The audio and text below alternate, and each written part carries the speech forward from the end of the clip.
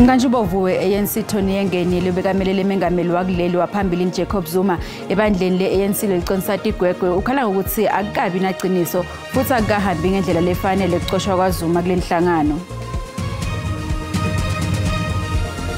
Lihlehliselwe kusasa liqala lekushaya laba lebebagadza lisekela lamengameli Paul Mashatile.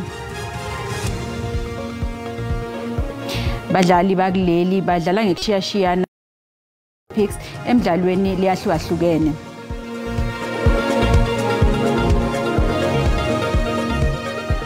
Lishona kanjalo ke langa lesibili imbukeli ilanga sikubingelele sikwamukele indzaba entesiswati lesithetfula bukhoma la SABC siseJozi Auckland Park.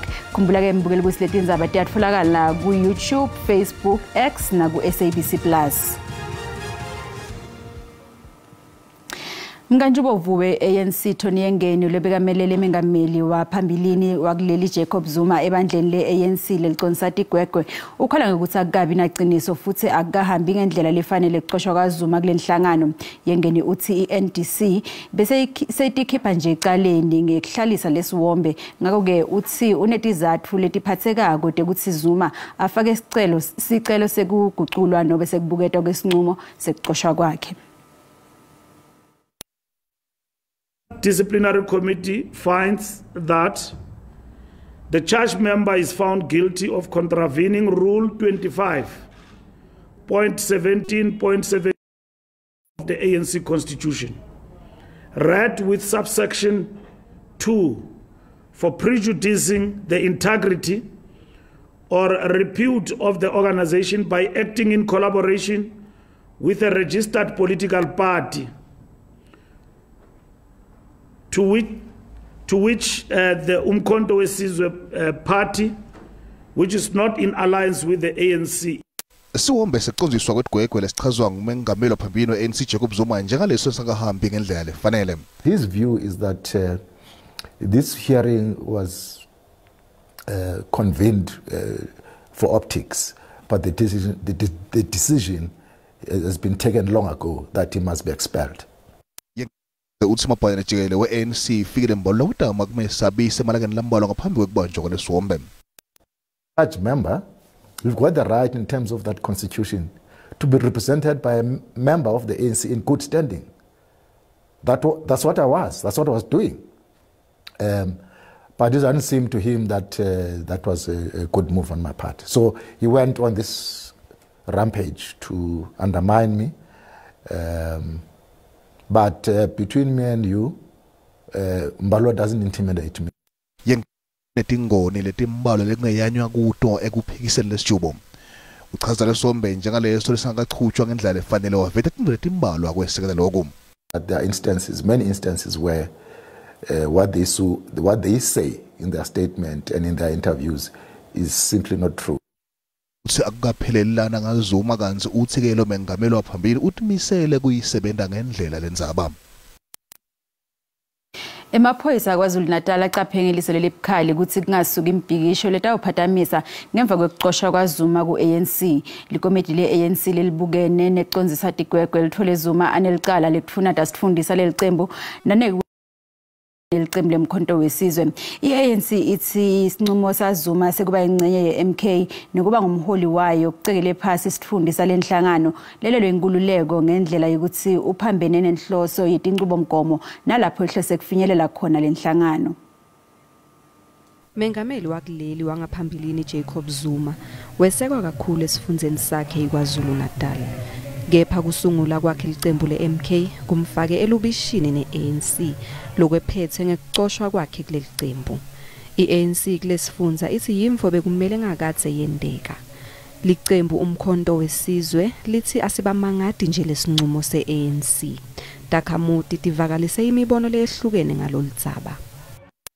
Uthi bende into lenhle kakhulu ngoba kuphuma kwakhe utivulele political party yakhe kwayena bekachaza ukuthi I'm no longer part of this organization bekatikhipa kahle kahle organization. I think they made a mistake ukuthi bam remove Zuma from the ANC, and the other thing, if you can check, my voters are dropping because Zuma it's not there anymore and people love Zuma. Cabanga ukuthi benze kahle ukuthi bamkhiphe uZuma ngoba silizwe amavoti amaningi ngeMK.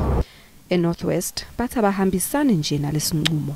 I believe ukuthi ANC iqoshe uZuma because they know ukuthi uZuma how important he is for the struggle of the people in South Africa. Lento abayenzile ukuthi bemkhiphe ku-ANC angiyiboni kuyinto right because bekumele bemnike enye chance. Mina ngiyabuhlonipha kakhulu upholi bakhe. Nasiye eNyakatho Kapa, Takhamuti tithi iANC yende kahle ngekumxosha Zuma.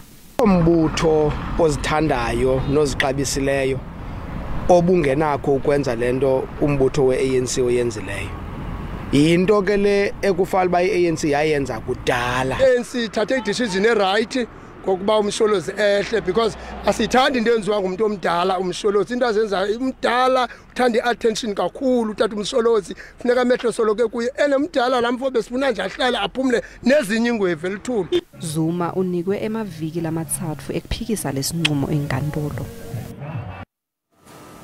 Lihlehliselwe kusasa licala lekushaya ilalaba lebebagadza lisekela lamangameli Paul Mashatile. Ummeli walabasolwa usafuna letinye timbepha letitawubasita nabaphinzilitwa ngemibuto. Labasolwa labasiphohlongo babonakala bashaya emasosha labengeke ngasebenzi ngalelo langa eceleni kwemigwaqo i-N1 nyakenye. Namhlanje inkantolo yemantshi yaseRandburg ubufakazi bebugxile kakhulu ekulimaleni komunye wabamangali kuleli cala. Noma umbuso uzama ukumdida ngobufakazi abethula phambilini mayelana nokulimala kwakhe, kodwa lo fakazi ubesamile ekutheni ke laba yibona bamlimaza. Lokhu ke kwaqubula omkhulu umsindo ngisho einkundleni zokuxhumana ngesikhathi kusabalala le video la kubonakala khona abaqaphi bakaMashatile beshaya laba ababengamasosha ngokuzwa kwemithombo yabezindaba laba sebamiswa emsebenzini. Icala kulindeleke ukuthi liqhubeke kusasa njengoba liqale ngomsombuluko. Igama lami nguCalvin wakwaDludla eindabeni zeSABC ngibika ngisenkantolo yemantshi eRandburg. Ikomiti yePhalamende lebuketa amaphoyisa ithi itawuchubeka nekubukisisa ukuthi yini lensha levelako kulolitsaba lalaba labachamuka eLibya lekuthiwa bebafunza esikoleni setekuphepha ngalokungemthetho nalokuyinvo lebeyendiwa inkampani yangasese yetekuphepha ngaphandle kweWhite River eMpumalanga. Letakhamuti taseLibya tiboshelwe nekwephula umthetho wekungena kulamanye emave. Kanti-ke sikubutile mbukeli ukuthi ingabe tebunhloli nekuvikeleka kwelive intelligence kuleli tenda umsebenzi ngendlela lefanele yini nangabe bantfu labangasibo bakuleli bakwati kungena bafundzele tekuphepha esikolweni letingekho emthethweni njengoba kwendekile ke kaMasoyi. Umbono wakho uyalandzela.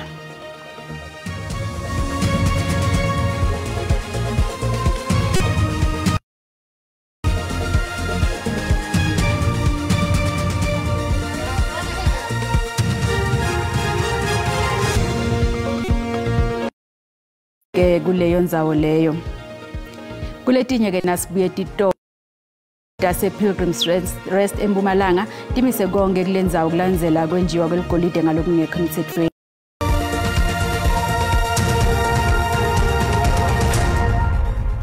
Asikwamukele mbukeli esigabeni sesibili setindzaba teSwati nawe ucatha kungena ukhethe kahle tisekhona hlala nathi. Njengoba live liphetha inyanga yalabathuna etindlini temsakato sinembhali wemafilimu ebantfu belibala lelimnyama labalisana nekuhlukumetana ngekwebulili Dr. Yongama Mkhotshana utasichazela kabanti ukuthi kusita kangakanani kuba nemidlalo lefana nalena ekwenteni timilo tebantfu labathuna ukuthi bayekele kuhlukumetana lapho kuba ngibokhona labenda lokuhlukumeta. Dr. sikubingelele sikwamukele tindzabeni. Mandibulele sisi ndiyabulela futhi ndiyavuya okokuba ndibelapha ndibulele ke nelithuba Dr. Lugcozi lekubhala imibhalo lefana nalena ilubuyaphi? Ndingathi njengomuntu okhulele ecaweni likhona laxesha eniye kunezi ziketch mhlawumbe xa kusondela iPasika about uYesu webhaneza kwe I think lanto yoku actor nedrama isukela ngoko but ke ungumuntu kubalekile ukuba ufunde ukhule eku acting kwami ke locally ndiyenza yonke lento lepha eMthatha ndifune ukufunda ndifikelele ekuthinini ndibe ngumuntu obhalayo because kukho into endayibonayo stories that we tell they influence or zinendlela eziyenzayo kwi-society. Mandiwenza umzekelo othi if ebaleni lam ndiveza umuntu ongutata ebetha umuntu ongumama, people that are watching emakhaya nabantwana abancinci bakhula benento ethi i-right lanto eyenziwa kulaa mntu. Bakhula abantu sesine-challenge, sizibone sesine-challenge ye-society eyi-challenge kuthi. So njengoba sixela izitori ezinje senzela ukufundisa nokunikeza isupport amaxhoba la e-gender based violence ingakumbi ke omama nabantwana. Kodwa ke mandiyithethe nento ethi notata njengoba sivala inyanga yotata, abantu abangotata bayahlukumezeka. Omnye uzombona ekuseni evuka esiya emsebenzini, xa ibuya emsebenzini akabuyi, ubuyela ethaveni, ezawubuya ebusuku seyizotipa aphinde avuke ekuseni. Like bayakuzila imizi yabo because of that ukuhlukumezeka abakufumanayo. So xa sivala lenyanga yotata siyarhalela emabaleni esiwaxelayo sifundise nangabo like izinto like bakhona abantu abangotata bayahlukumezeka, mabathethe ngezi zinto. Manje emafilimu akha asita njani ukuthi umuntu lomduna abe ngumuntu longcono? I-storyline sethu like yonke lento lesiyilungisa pha ekubhaleni ndiyayiphinda lento. If we are telling a poor storyline like izinto ezi-wrong, then sizaba ne-challenge what do you call society ebona ngale ndlela umbhalo uyongama ebebhala ngayo. But ke ngoku ezi izitori esizixelayo sizenza futhi le emakhaya, sizenze Eastern Cape, sizenze Lusikisiki, where eLusikisiki into ene-GBV phakathi ihamba phambili kwi-South Africa le yonke. So by telling ke ngoku ezi zitori ezinje senzela ukufundisa at the very same time ngathi xa isoyibo because into oyibonayo ukhe wathi uzenandi kwathi so elapha into oyibonayo inamandla ngaphezulu kwento oyivayo. Uyayibona? So abantu xa bebukele ayimani xa ndibulele unoloyiso ndibulele abantu abaninzi abadependent kunoloyiso. Xa ndibulele like igender lento le GBV ayichaphazeli only aba bantu esinothi ngaba abachaphazela, isichaphazela sisonke. Ndiyayiphinda le ngosisi bethu, ngomama bethu, ngabantu esicawa nabo esiphila nabo ekuhlaleni. Emafilimu eniqinisekisa njani ukuthi afiyelela kuwo wonke umuntu njengoba usho ukuthi i-storylines around tindzawo tasemakhaya, so niqinisekisa njani ukuthi wonke umuntu uyawuthola lo mlayeto especially bantu labadvuna? Okwangoku sisenza iinzame zokokuba sizofikelela apha ekhaya siwusubmite lo msebenzi njengoba niwudlala niwuveza uzodlala apha because masivumelaneni u-SABC if uya eLusikisiki kuCabekwana uya ezilalini koMbotyi uya eBhazi eMthatha apha enisuka khona u-SABC 1 uyaziba uyafikelela kwindawo zonke. So sikwi-stage ngoku apha esirhalela into yethu izokubonwa lilizwe kanje njengoba senenzile nangoko kokuba ibe iyaprofayileka. Asibonge kakhulu isikhathi sakho Dokotela. Ndiyabulela kakhulu ma. Thank you. Takhamuti tase-Pilgrim's Rest eMpumalanga timise konke kulendzawo kulandzela kwenjiwa kwegolide ngalokungekho emthethweni. Lendzawo-ke besolo ikhungethwe tingcinamba tekwebiwa kweligolide ngalokungemthetho. Linyenti labo zamazama akusibo bantu bakuleli basuka kule Zimbabwe, Lesotho naseMozambique. Kumbiwa kweligolide ngalokungemthetho kubanga umonakalo lomkhulu endzaweni yetimayini iPilgrim's Rest. Kusolakala ukuthi bozamazama labahlomile betfusa takhamuti kanti bahamba bagubha noma ngukuphi bafuna ligolide. Emaphoyisa endzawo asolwa ngokusebenzisana nalabo zamazama lokwenta lendzawo ibe sengotini. Kunesikhathi sesikhala ngendaba illegal mining. Kunabaphoyisa lawa Operation Valamgodi siyababona bakhona, amaphoyisa la ekhaya akhona, but still labantu abafuni kuyeka lento. Lokugujwa kweligolide ngalokungemthetho kuholele ekutheni takhamuti leti tiphilisa ngetekuvakasha tehluleke kwenda njalo. The tourists are scared now, they don't come like before anymore. So we just wish, please, they can just listen to us and go to the mountain. There is a lot of mountain which they can go and do their sama things. Impumalanga Tourism isebenzisana nemaphoyisa kulungisa lendzawo. Benenkinga kakhulu ngalaba labemba tigujwa kuleti ndzawo leti tase Pilgrim's Rest esonga imvelo nase Blade. Sesibabophilela abanye lapha esonga imvelo nase Blade kepha sisebenzisana nemaphoyisa. Kusenjalo emaphoyisa asempumalanga ayachubeka nemkhankaso wawo wevala umgodi kudo tonke tindzawo lebo zamazama basebentela kuto.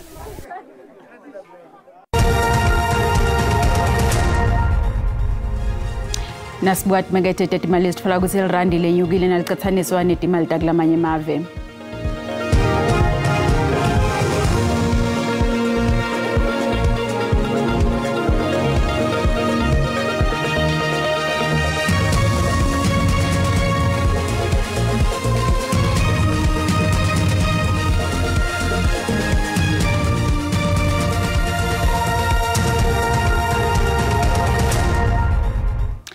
Kutemidlalo badlali bakuleli basadlala kahle eParis Olympics njengoba baphumelele tindondo ngemsombuluko iqembu nalibone mathuba ekufika kuma quarter final lachabalala njengoba lehlulwe ngiboshampeni eJalimani nga 5-1 lelicembu ke selidlale imidlalo lemithathu ngaphandle kokuphumelela umdlalo ku pool A njengoba lehlulwe yiNetherlands nga 3-5 ngemgcibelo laphinza ke ladlala ngekulingana nga 2-2 neGreat Britain ngelsonto emacembu ke latayondlulela kuma quarter final ngilamane ladlale kahle ku group ngayinye lecukethe emacembu lasithupha ke kwahlukana.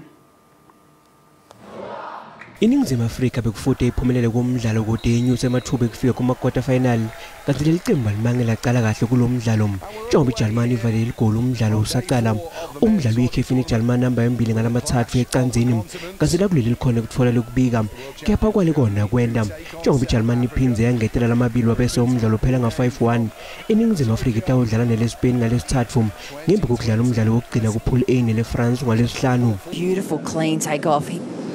So much speed grabbing that rail coming through. Kute kubhukuda umdlalo lodabuka kuleli Jody Smith oneminyaka lengu-36 wehlulwe ukufinyelela kuma quarter final ngesikhathi ahlula ngeAlonso Correlo dabuka ePeru.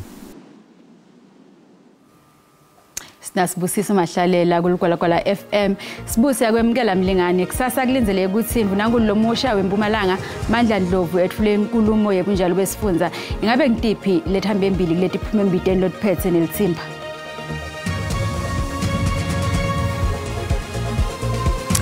Xolise kulenza umbukeli idinga ke lesiphathelana namuhla utawuphinza utitfole ngalesine delwimi leSwati tinza enzaweni lefanako kanti ke kusasa kunete khona simo selitulu nanto zakhe ngemva kwetitolo.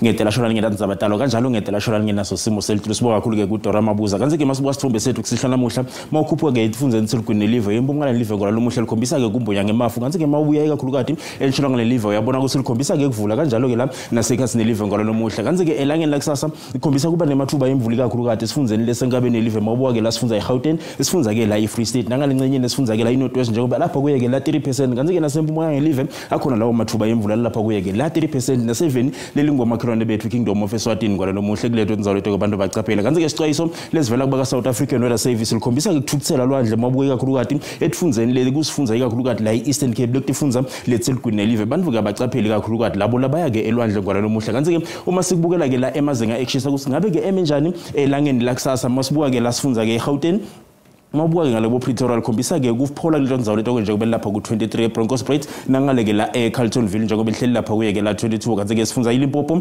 mabuka nzawuletho fana nabomusini ahleli lapha ku 24 njengoba lipholile bothohoya ndoko Polokwane njengoba lapha kuye ke la 19 nangale Bakersford njengoba lihleli ku 20 kanti ke sifunza iMpumalanga nzawuletho fana naboSikhukhuza likhombisa ke kuphola kulento nzawuletho njengoba likhombisa kuba nemafu kanti ke Mbombela ahleli lapha ku 17 lipholile kulento nzawuletho ke mabuka ku Standard Tone kuyabanza ke ekseni njengoba lapha ku -1 sifunza kwaZulu Natal nzawuletho fana nabo Vryheid yabe kubanza ke ekseni nangale Kokstad njengoba lapha ku -3 kanti ke Durban lipholile njengoba lihleli lapha kuye ke la 21 sifunza ke Eastern Cape tinzawuletho fana nabo Ncuba kuyabanza nangale boGrafi nangale kwaNojoli njengoba lapha ku -1 mabuka boGcebehla likhombisa ke kuphola njengoba lihleli ku 19 kanti ke la sifunza iWestern Cape tinzawuletho fana nabo Vredendal lihleli lapha ku 19 nangale kuBovuster njengoba lihleli ku 17 mabuka nzawuletho fana nabo Beaufort West kuyobe kubanza ke ekseni njengoba lapha ku -2 liphola ke ngeThekwini eMadina kanti ke la sifunza iNorthern Cape tinzawuletho fana nabo Uppington bo Springbok likhombisa ke la kuphola kuletho nzawuletho mabuka nzawuletho fana nabo Kimberley lihleli lapha ku 1 ekseni kuyobe kubanza ke eSutherland njengoba ku -7 liphola ke la ngeThekwini eMadina njengoba lapha kuye ke la 17 kanti ke sifundza